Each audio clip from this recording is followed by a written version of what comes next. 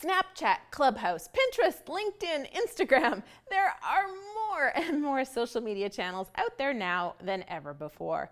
As an author trying to get noticed and market your book, the thought of juggling all these platforms can make your head spin.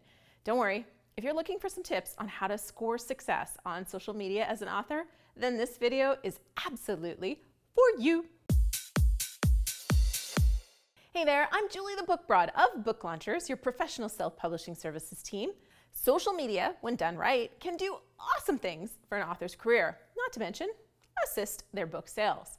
But it takes more than picking a profile picture, writing up a little bio, and posting some pictures of your cat next to your book.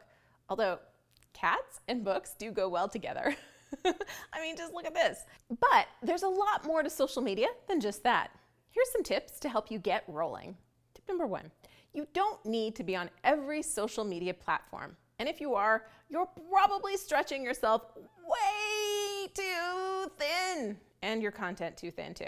Just because you can be on every form of social media that's out there does not mean you should. Because like your book, if you try to make everyone your target audience, you'll end up with no audience at all. Go where your audience goes. Think about your own social media habits. Is there an app you click on more than the rest? Do you enjoy scrolling through your Instagram feed of photos rather than your Twitter feed of text? Do you find more like-minded people on LinkedIn rather than Facebook? Your target audience is probably similar to you. Generally, the group of people more likely to be interested in your material and buy your book hang out in the same kind of places online. You'll find a totally different kind of user on TikTok than you would on Clubhouse. Those browsing Pinterest have different goals than those on LinkedIn. Each platform has its unique features and brings its unique users. So find where your audience is, and if you like that platform and you're okay to use it on a regular basis, create great content for them on that platform. And just leaning into that, tip 2 is find what works for you. You're not going to enjoy social media as an author if you stick yourself on platforms that don't play to your strengths or that you don't find fun. If you don't enjoy podcasts or public speaking, Clubhouse won't be your app of choice since it's voice-based and often live. On the flip side, if you love playing up your creative spark with photography, you'll probably have a blast on Instagram. Your followers know when you aren't enjoying yourself, so you'll feel like that particular channel is more of a burden than an opportunity, and it will show. Experiment and play around with different platforms until you find things that you enjoy. Tip 3, your book needs a hook, and so does your social media. Now that you've found your audience and your preferred platform, it's time to develop your presence into something unique and valuable. What are you offering your audience? There are millions, so many millions, of social media accounts out there.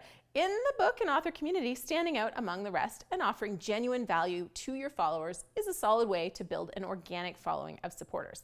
Consider your content and try to provide something that benefits your followers, not simply try to sell your book.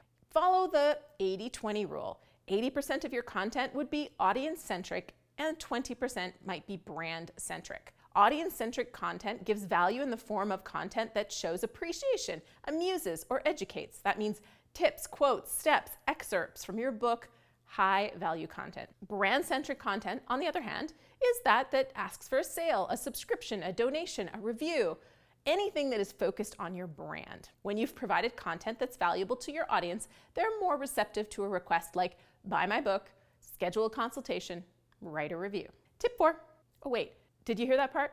Write a review? Self-publish and succeed. Hint, hint. All right, tip 4, embrace hashtags. If you've been on the internet, you probably know what a hashtag is. But just in case, hashtags are words or phrases set off with a number sign that are used to link a message with a particular topic, like hashtag no boring books. Give this video a like if hashtag no boring books is a personal favorite of yours as well. But hashtags are useful on Twitter and Instagram because of the author and book communities that have developed them, and it makes your post more searchable. Ever heard of hashtag Bookstagram? It's got over 63.2 million posts on Instagram. Sounds like the key to success, right? Upload a picture, tag an ever so popular hashtag, and boom, you'll be bringing in followers left and right and exploding your profile. Well, that's not quite how it works. There's a tricky little science to using hashtags to connect with other users and reach new potential ones who would be interested in your content. You definitely want to give users the opportunity and ability to find your profile, but including too many hashtags or hashtags that are too general or too obscure won't accomplish much of anything. There's a great report from Sprout Social, which found that engagement drops when more than one hashtag is used on Twitter and Facebook. For Instagram, stick to 10 to 15 hashtags and combine hashtags of varying visibility levels up to your engagement potential. For example, here's a mix that we use often on Book Launcher's Instagram. We use 5 extremely popular hashtags that have about 500,000 to 1 million posts, 5 moderately popular hashtags with about 100,000 to a couple 100,000 posts, and then we have 3 niche-specific hashtags that have a couple thousand or tens of thousand tags, and then 1 or 2 brand-specific hashtags, like, you guessed it, hashtag no boring books. Tip number 5, social media schedulers are your friend. You're stretched for time, I know, and developing your social media channels can take a lot of time. Making content, posting it, responding to messages, retweets, comments.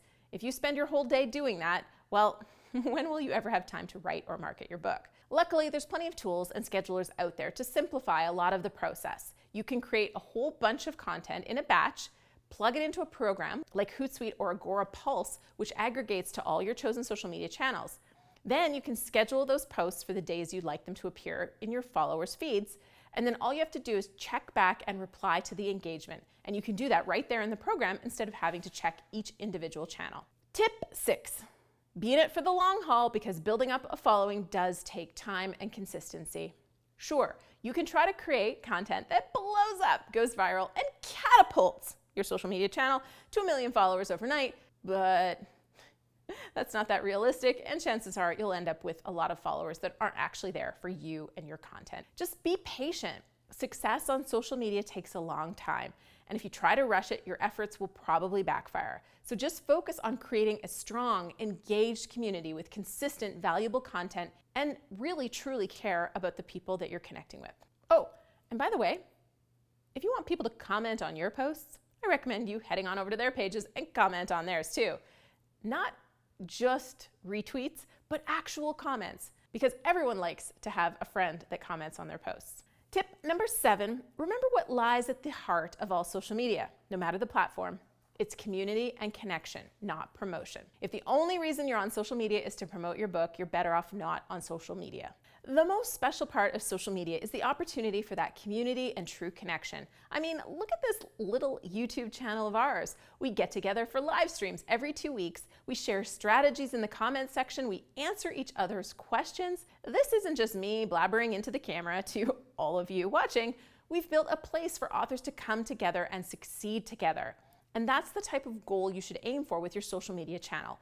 Find your tribe of awesome people, like my YouTube besties, my dear, dear Brian K. Morris, Michael Faculty, Sandra Rodriguez, Ben Preston, JQ Rose, Tobias Balda, Rachel Robertson, of course, the one, the only, Kevin McGuire, and Efren Delgado, and so many more. Create connections and community, and you'll enjoy it so much more. YouTube is fun for me because of my besties. So share with your followers and get excited when they share with you. When you focus on connection rather than follower count, some really magical things can happen. Now, the magic? The magic does not have to end right here. If LinkedIn is your social media of choice, I've got a video for you right here with even more tips. If you're still trying to figure out your hook for your social media, then maybe this video here on defining your author brand is the way to go. Whichever you choose, I'll meet you there and we'll connect.